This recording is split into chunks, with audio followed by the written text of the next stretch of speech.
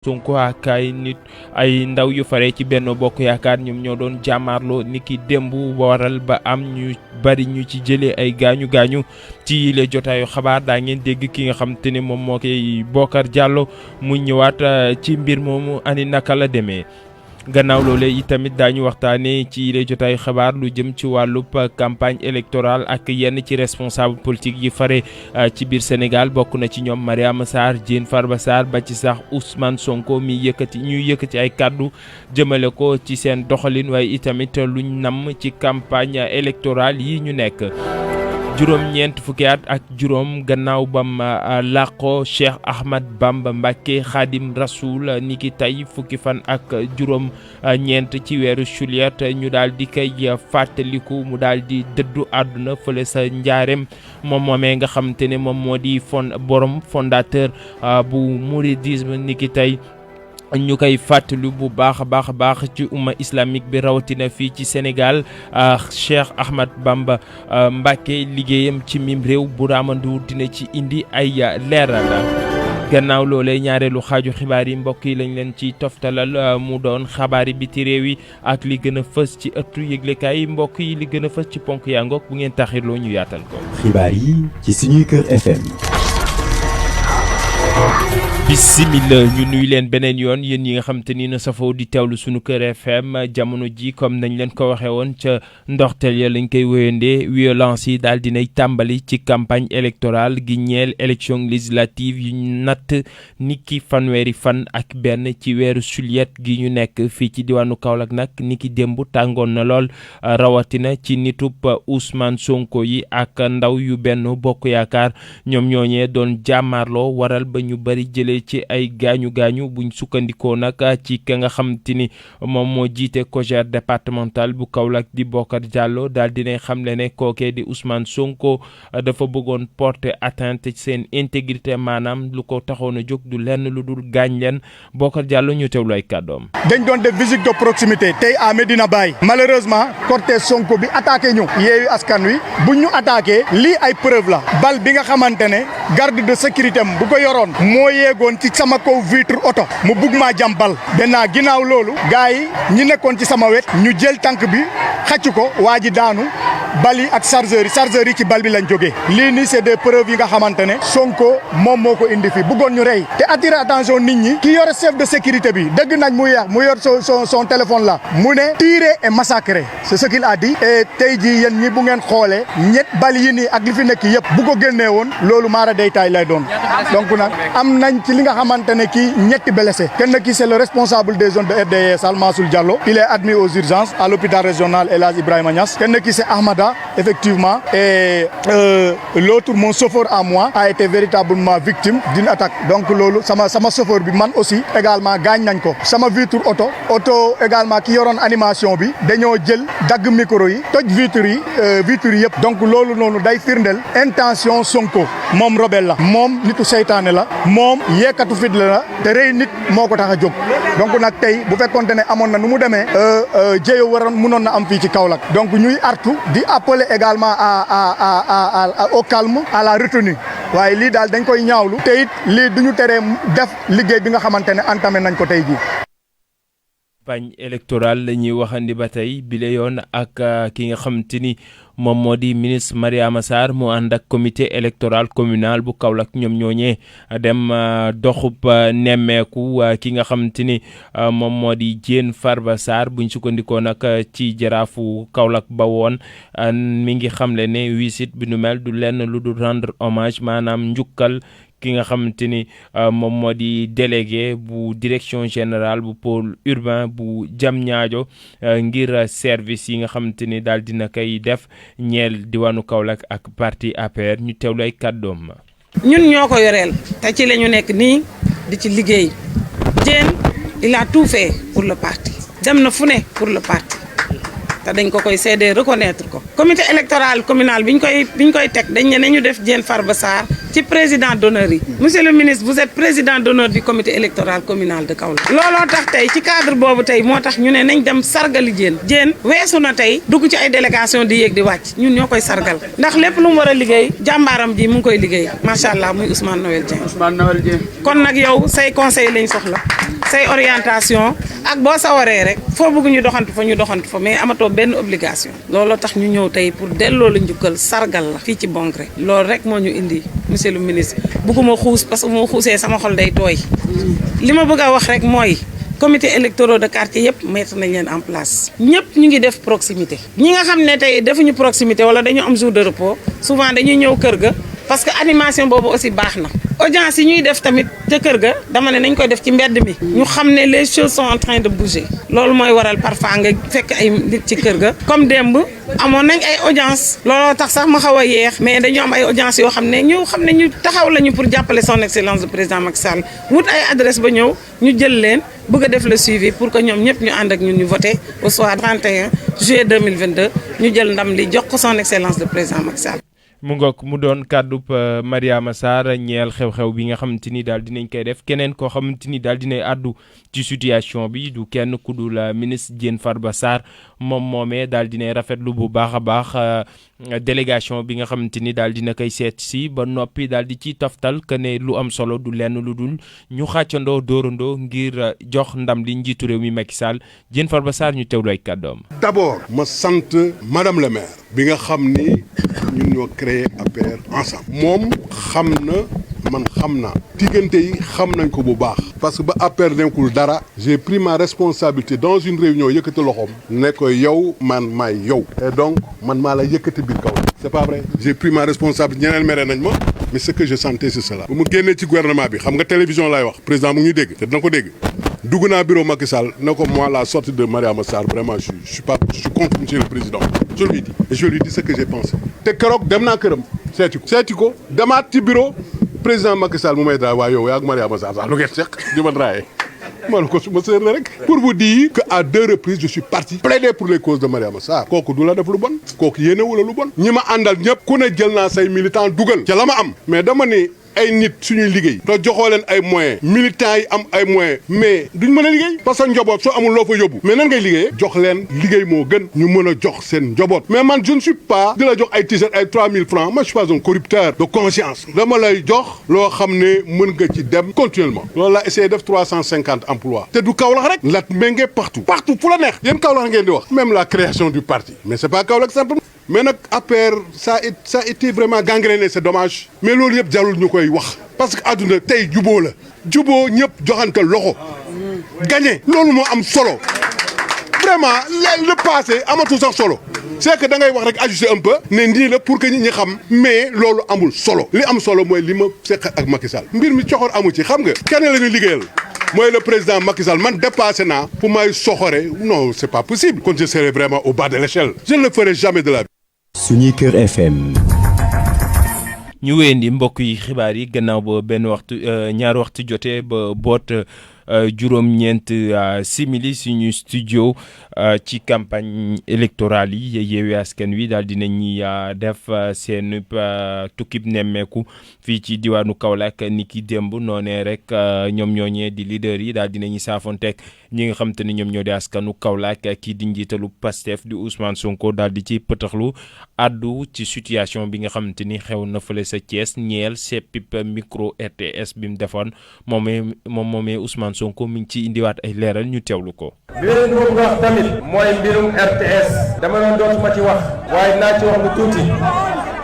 xam ngeen tax ma ci wax lu tuuti dama bëgg yéen ñii ak feneen fu ñu dem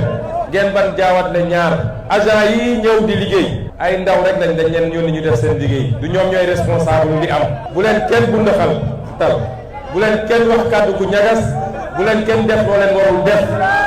li ci ëpp ci ñoom ñun lañu àndal ngeen xam ko dafa mel ni policier bi ñuy yónni pour mu sànni leen gaz lacrymogène yàlla xam na ni ñu ci ëpp ci ñoom ñun lañu àndal waaye dañu war a def seen liggéey loolu moo leen fi bàyyi kon man li ma wax politique bu RTS la politique RTS Macky Sall ak directeur général RTS ñoo ko yor ñooñu laa waxal waxuma ak agent yi bu leen kenn tuddati bu leen kenn waxati lu ñagas bàyyi leen ñu def seen liggéey waaye li ma wax ci RTS changé wu ma ci lu toll ni tarfata ay parce que nag ñun gannaaw yàlla ragaluñu dara de Sénégal ngeen jéggal ma ci wax ji Sénégal xam nga lu ñu bëgg ci leader politique mooy nga doon ab naafeq gis dëgg bu wér kenn nga ne duma ko laal parce que il faut ñu rafetal affaire bi il faut ñu maslaha il faut dama ne RTS est une chaîne hors la loi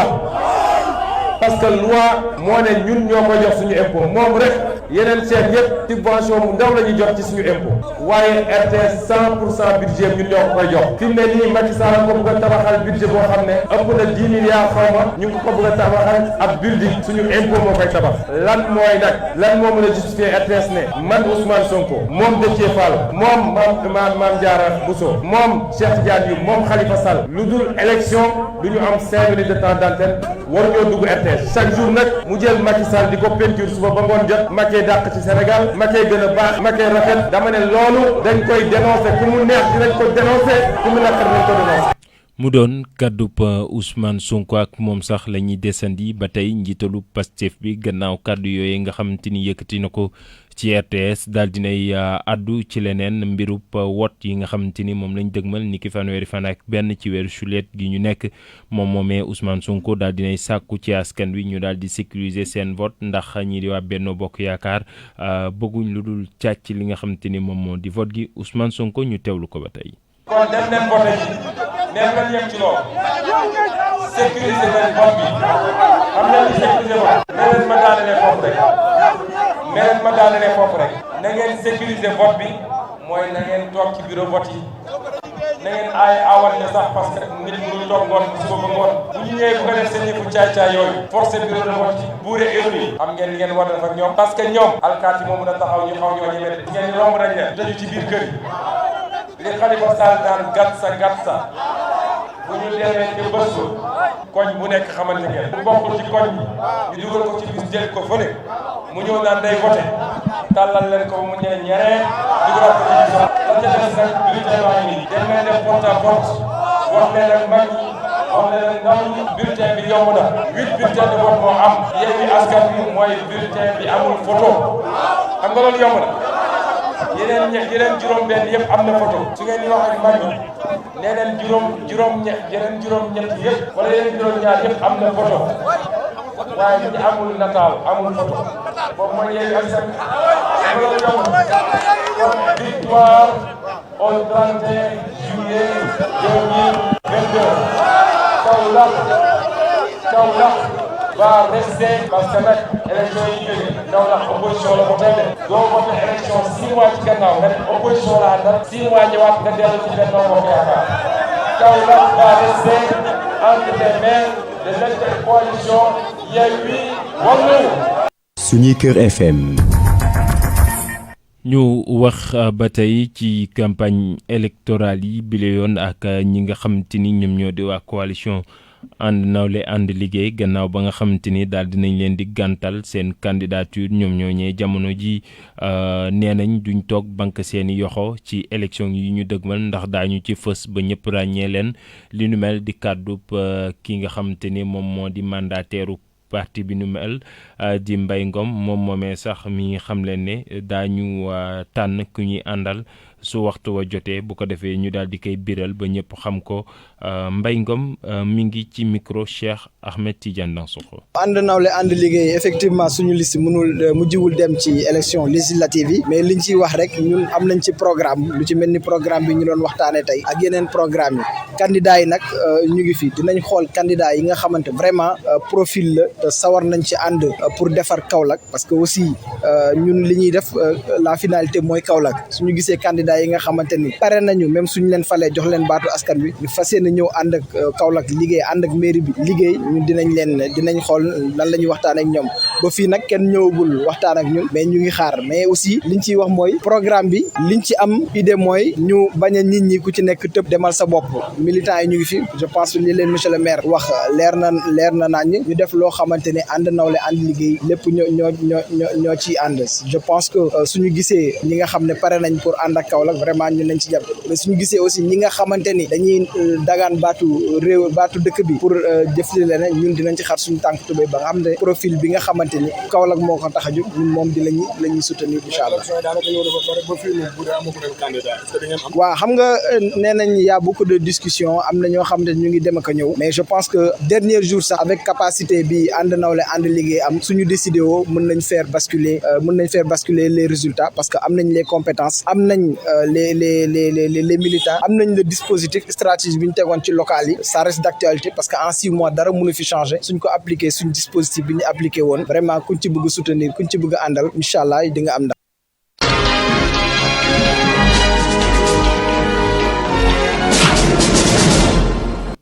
ñu wéyandi xabaar yi gannaaw campagne électorale comme ñu ngi ko waxee woon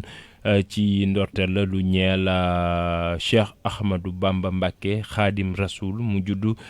ci atub 1853 fële sa Mbacké Bawol mu daal di làqu niki fukki fan ak juróom ñeent ci weeru juillet 1927 fële sa njaareem Jurbel moom moomee daal di créer li nga xamante ne moom moo di yooni murit amal liggéey bu am solo ci l'islam dundam ak li nga xamante ne moom moo di jaar-jaaram lépp mu daal di koy jagleel njàngale waaye itamit yoonu l'islam Bourama Ndour moo ñuy xamle ku tedd ki Cheikh Ahmadou Bamba juddu ci atum 1853 jàpp 19 juillet 1927 mu doonoon ab doomu aadama boo xamante ne ci wàllum lislaam am na lu bëri rek lu mu ci def juddu nag ci famille boo xamante ne ñoom dañuy jàngale lii di alxuraan mu juddoo ci diwaanu Mbàkke ba nga xamante ne sax ñii di ay maamam rek ñoom ñoo ko sanc nekk ci royaume bu Bawol la Cheikh Ahmad ibnu Muhammad ibnu Abiba Allah ñu gën koo xam ci Xaadim Rasul nekk doom bu nga xamante ne ay waajuram daal dina rek topp seeni tànk rawatina ba mu taxawale lii di confrérie Mouride ak ñam ci àndal ba tey rek ñoom ñu koy wooyee Cheikh Ahmadou Bamba doon xadiriya bu njëkk rek ci mim réew di Sénégal Cheikh Ahmadou Bamba Mbacké doonoon ab musulman boo xamante ne bëri woon na xam-xam lool ci rituel ci méditation ci njàngale alxuraan waaye tam di boole ñi nga xamante ne ñoom ñoo di jullit yi loolee la ñu gën a xam ci Ahmadou Bamba Khadim Rasoul noonee sax la ko français yi rek daal di xamle ne moom sax bëggul li nga xam ne moom moo di gaddu ay ngandaay comme rek ñi ko marabu Tijaaniya di ko doon defee ci noonee lay xamal rek ay taalibeem dina def kemtulaayu kàttanam ngir jàppale leen mu daldi nag sanc dëkk bii di Touba ci atum 1887 daldi nag tuubal ñu bëri ci boobule gox boole ay taalibe yu takku ci noonu la ko administration coloniale bu française daldi ko nag préparé ngir rek song ko ci lañu ko yóbbu ci dëkk bi ñuy wax Gabon ci atum 1895 daldi ko libéré nag ci atum 1902 ci la daldi sax wuñeeku ci dëkk bii di Ndakaaru Njaay suñu capitale mu def juróom-ñaari at ba rek juróom-ñeenti weer ñu daldi ko exilé ci forêt équatoriale gi ci noonu la ñu ko yóbbu ca diwaanu Mauritanie ci atum 1903 jàpp 1907 ñu daal di ko exilé nag ci ay dëkk yu bëri ci atum 1910 autorité française yi daal di xam leen rek kii di Ahmadou Bamba bëggul dara lii di guerre gannaaw rek ba mu amee doctrine buy servir lu am solo ci dundu doomu aadama yi ci noonu la ñu décidé rek collaborer ak Bamba moom mu daal di bañ nag li ni mel mu am sax ab ampleur ci atum 1926 ci la daal di nag taxawal juma bu Touba foofu sax la ñu ko dënc bu mu génnee àdduna moom Ahmadou Bamba Khadim Rasoul mu des rek benn nataal boo xamante ne sax jamono ji moom la ñuy taf fu nekk rek ci miir yi ci bus yi ci taxi yi fépp rek ci diwaanu Sénégal Bamba fépp Bamba partout Bamba merci. jërëjëf Bourama Ndour ci nataal boobee nga xamante ni daal ni koy def ci Cheikh Ahmad Bamba Mbacké Khadim Rasoul mbokk yi élément boobu sax ci la ñuy pëtoxloo rek jaar ci ñaareelu xaaju xabaar yi. ñaareelu xaaju xabaar yi dañ koy door rek xabaaru bi ci réew yi te dañuy jël roppalaanu Roqee Sall. dal leen ak jàmm ci xibaar biti réew yi dañu koy dooree ba fële ci diwaanu Cameroun foofee nag dëkk bi faree ci bët gànnaar jàpp sowu dëkk ba ñoom nag ñu ngay jànkuwanteel ay jafe-jafe lu toll rek ci juróomi at a ngi nii rek li nga xam ne moo di crise anglophone bi daal di leen laal bu baax a baax tax rek ñi nga xam ne ñoo doon toxu daal di nekk ci ay guuta jamono yi li ko waral nag moo di ñàkkuma kaaraange wala sax ñàkk fu ñu suul seeni ay néew rek bu ñu amee ku faatu ca seen dëkk bi nga xam ne rek moom la ñu fekk baax mu nekk nag ab naqaru xol boo xam ne ñu ngi koy dund foofee ci dëkk bi nga xam ne sax moom la ñuy wooye région de Haut-Plateau wala sax Crash-Fiel bi nga xam ne rek seeni ay maam ñoo ko sanci mu nekk seenu cosaan ñu wéyandi xibaari biti réew yi ba fële ca diwaanu Tchad foofee nag ab conférence de presse la ñu fa doon amal niki démb ci altine ji yema woon nag fukki fan ak juróom-ñett ci weeru juillet gi ñu nekk ci dëkk bi di Doha ñi nga xam ne nag ñoo di kuréel yi nekk ci wàll langu ko politique gi jàpp kuréelu takk der yi foofee ca réewum Tchad nga xam ne rek ñoo waroon a daje ngir waxtaane lépp lu jëm ci wàllug jàmm ca biir réew ma ñoom nag ñoo daal di ajandi boobale ndajep waxtaan li ñu xam ne rek ne li ko waral moo di nañu dara dooree boobale waxtaan jaaru du joon ak ci loo xamante ne nii rek day jax-jaxal seeni xel bokk na ci ab agenda boo xam ne rek ñi di gouvernement ba ñu ko daal di tëral ñu ne nag duñu ko nangu benn yoon li ñu mel nag moo waral rek waa gouvernement ba ñoom daal di dàqandi boobale toog waxtaan ci ñaar fukki fan ci weeru août bi ñu dëgmal ngir rek ñu mun a ubbi li nga xamante ne nii moo di élection yi foofee ca réewum Tchad ñu jeexalee ko ba fële ca diwaanu Libi foofee nag elimaanu jëwriñu Libi di Abdelhamid Deba moom nag daal di nay tekki ndombal tànkam niki alxamis bi ñu weesu yema woon nag fukki fan ak ñeent ci weeru juillet gi waaye itam kii di Moustapha Sanala nekkoon njiital compagnie nationale pétrolière bu diwaanu Libi moom nag daal di nañu koy wuutu ki ko wuutu rek nag di jege ñaale xalifa ba di Haftar ak ki nga xam ne rek nekkoon na fi ki ñu dénkoon wàllum gafagaay Libi di Kafhat Fisti moom nag daal di nañuy rek tekki seeni ay ndomba tànk loolee nag daal di nay jaxase carte gi ci diggante politiciens yi fare foofee ci diwaanu Libi ak seen digganteek kii di gouvernement bu Deba ak ñi nga xam ne ñoo ŋànk camp bu est libyen foofee ca diwaan ba ñi nga xam ne nag ñoom la ñuy wooyee force fidèle nag ñoom ñu ngay rek di wax rek ne wala sax ñu ngay dànkaafu ñi nga xam ne ñoo ŋànk nguur ga di xam le rek ne ñoom dinañ daal di nangu li nga xam ne moo di capitalu Libi xibaari biti réew yi jaari na fii buuree di leen ñaanal kendaluk jàmm di leen ñaanal itamit kendaluk jàmm Roqee Sall ci xabaari biti réew yooyu nga xamante ni moom nga ñu doon jukkil mbokk yi noonu rek la ñuy soobee ci ñaareelu xaaj wa di la gën a fës ci ëttu yëglekaay yi. xibaar yi ci suñuy kër FM.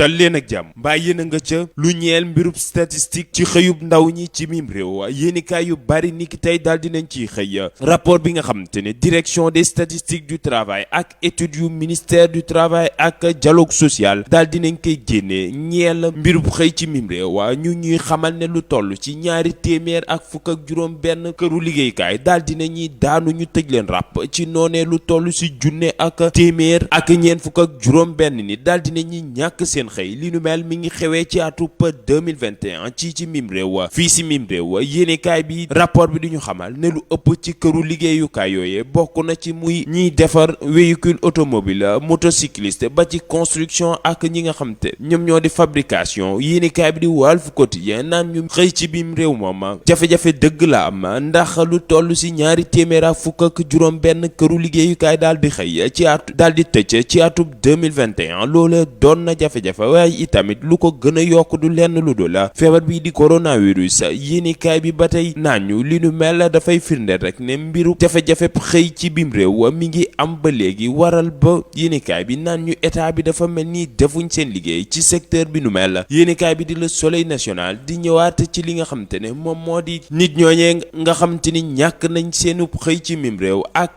këru liggéeyukaay yooyu nga xamante ne dañoo daanu ñu tëj leen ràpp yéenikaay bi di Le Quotidien naan ñu mbir mi kañ métti na lool wante booy xool état bi daal dinañ ci amal lu liggéey bu am solo ndax lu toll si 8000 emplois daal dinañ koy créer noonee lu toll ci 11000 emplois ñu daal di koy ñàkk yéenikaay bi di ñu xamal ne naam sax su fekkee ne loolee daal dinañ situation bi nu mel daal dinañ koy am variation wu marché du travail ci mim réew moom ay chiffres am daal dinañ ñuy jéggi dayo lool maanaam ci gàttal dañoo positif leneen lu positif du lenn lu dul élection leneen lu positif du lenn lu dul campagne électorale bi nga xam xamante ni moom lañ soobu niki ren ñeel élection législative yuñ natt niki fanweeri fan ak benn ci weeru juillet gi ñu nekk yéenekaay yu bari daal di ci xëy niki tey bokk na ci ñoom Sud Quotidien naan ñu élection yi kañ ñu déterminant la nar a doon ndax demande sociale bi gouvernance bi ak respect wu état de droit bi yooyu yëpp doon na ay mbir yoo xamante ne boo mayul dina gàllankoor coalition Benno Bokk Yaakaar ci jamono joo xamante ne intercoalition Yewwi Askan Wi ak Wallu Sénégal ñu ngi dox ci tànkam lum gas ñu daal di koy suula yéenikaay bi di L'Observateur daal di xëy ci niki tey violence yi nga xamante ne daal dinañ koy nemmeeku ci mim réew ñeel campagne électorale bi yéenikaay bi naan ñu ay kàddu yu ñaaw yu ñakas ba ci sax dóorantey kurpañ ak i arme à feu yi ñuy génnee loolee moom mooy décooru campagne électorale bi ñu nekkee te boo moyul rek musiba mën na see juddoo faw rek ñu daal di delloowaat xel yi yéenikaay bi di critique di ci ñëwaat naan ñu ñi nga xamante ne ñoom ñoo di politicien wu mim réew moom war nañ xoolaat seen bopp def ci lu ñuy duppee profession de foi ndax ñoom ñooñee amul kenn koo xamante ne proposé na ci programme bu baax ñi nga xamante ni ñoom ñoo di askan wi wante xiiroo ak ngaayoo la ñuy nekk jamono ji ku nekk di yëkk lu mel ni xeme sa morom ma bés bi le jour di jox kàddu ki nga xamante ni moom moo di député maire bu Ndakaaru di Pape Diop moom moomee Pape Diop dafa namm ñu indiwaat Sénat ci mim réew fukki at gannaaw ba nga xamante ni jóge na fa moom tête de liste nationale bu coalition Bokk Gis-Gis mi ngi yëkkati kàddu yu nu mel fële sa diwaanu Kédougou ba mu doon proposé programme am ñii di askanu diwaan bi nu mel bàyyi naa mbiru politique wax lu soxal mbiru François Mancabou ak autopsie yi nga xamante ni daal dinañ koy amal ci jëmmam yéenekaay bi di Le Quotidien daal di ci xëy niki tey naan ñu autorité yi xaaruñ benn yoon ngir joxoñ baaraamu tuuma ay layokatu François Mancabou ci circonstance su autopsie bi nga xamante ni daal dinañ koy def aser gi ñu génn ani lan moo tax ñu mujjee kaa publier niki démb ak lum ci mënti doon njabootu François Mancabou pare nañ temb ngir defaat contre autopsie moom moomee François Mancabou ñu ngi ko jàppoon niki fukki fan ak juróom-ñaaram ci weeru juin bis bi nga xamante ne Yewwi Askan Wi ñu ngi doon amal seen manifestation mu mujjee ñàkk bakkanam niki àllarba gi ñu génn fële sa l'hôpital principal bu Ndakaaru Njaay ci jamono joo xamante ne moom moomee dafa nekkoon en garde à vue ci sûreté urbaine bu Ndakaaru keneen koo xamante ne caabi dina ko féetee ginnaaw mi ngi ci biir yéenikaay bi di L'Observateur mu ñuy xamal ca chambre criminelle ba dañ doon àtte benn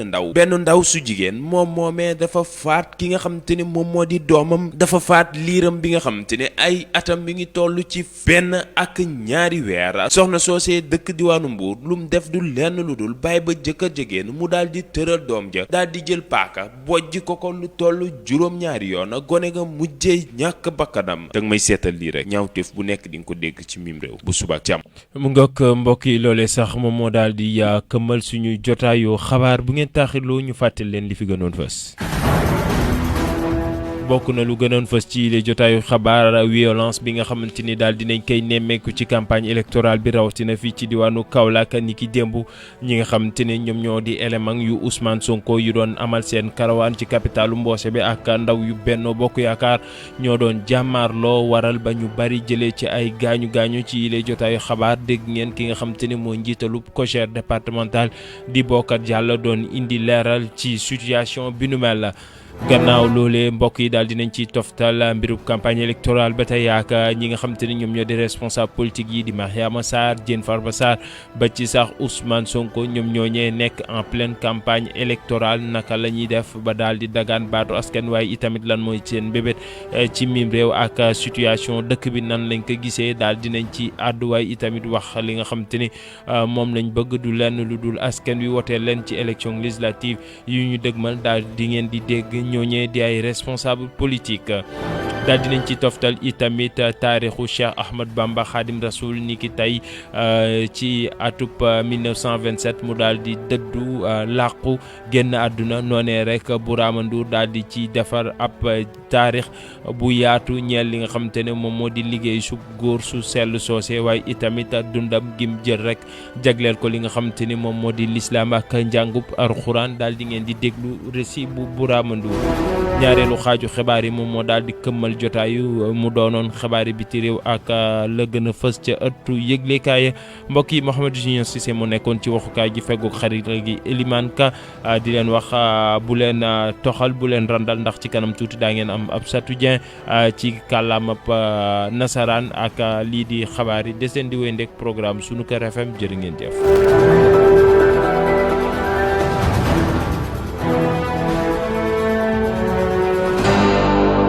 sport, culture, politique, éducation, société, santé, religion, économie. rajo suñu Kër FM ngir